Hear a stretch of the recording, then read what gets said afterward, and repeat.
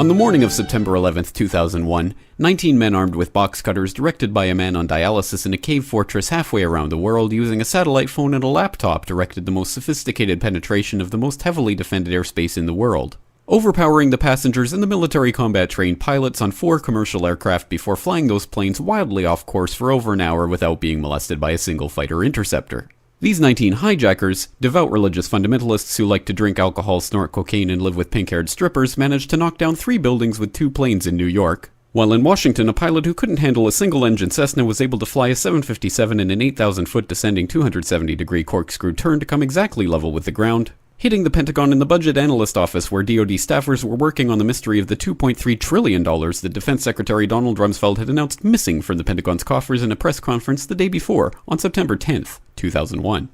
Luckily, the news anchors knew who did it within minutes. Osama bin Laden. The pundits knew within hours. Osama bin Laden. The administration knew within the day. Terrorists who committed these acts and those who harbored them. And the evidence literally fell into the FBI's lap. That a hijacker's passport was found blocks from the World Trade Center crash site, if you can believe that. But for some reason, a bunch of crazy conspiracy theorists demanded an investigation into the greatest attack on American soil in history. That investigation was delayed, underfunded, set up to fail, a conflict of interest, and a cover-up from start to finish. It was based on testimony extracted through torture, the records of which were destroyed.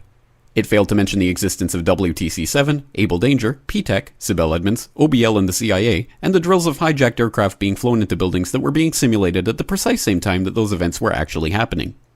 It was lied to by the Pentagon, the CIA, the Bush administration, and as for Bush and Cheney, well, no one knows what they told it because they testified in secret, off the record, not under oath, and behind closed doors.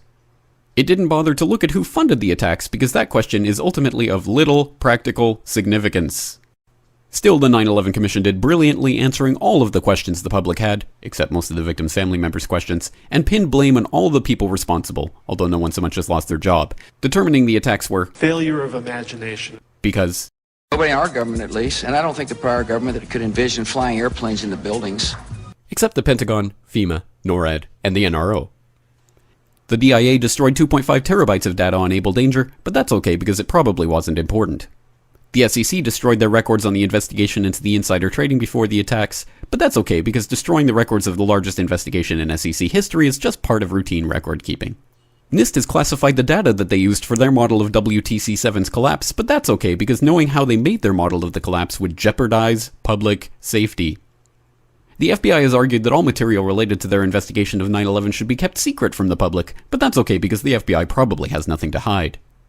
This man never existed, nor is anything he had to say worthy of your attention, and if you say otherwise, you are a paranoid conspiracy theorist and deserve to be shunned by all of humanity. Likewise him, and her. And her, and her, and him. Osama bin Laden lived in a cave fortress in the hills of Afghanistan, but somehow got away. Then he was hiding out in Tora Bora, but somehow got away.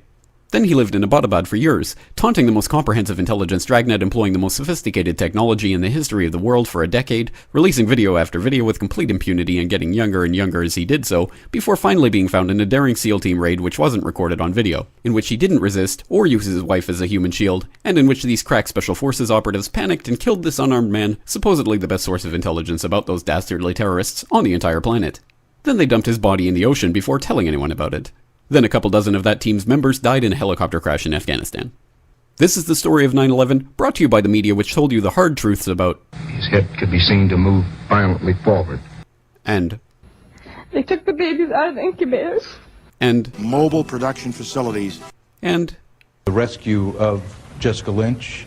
If you have any questions about this story, you are a batshit paranoid tinfoil dog-abusing baby hater and will be reviled by everyone. If you love your country and or freedom, happiness, rainbows, rock and roll, puppy dogs, apple pie, and your grandma, you will never ever express doubts about any part of this story to anyone. Ever. This has been a public service announcement by the Friends of the FBI, CIA, NSA, DIA, SEC, MSM, White House, NIST, and the 9/11 Commission. Because ignorance is strength.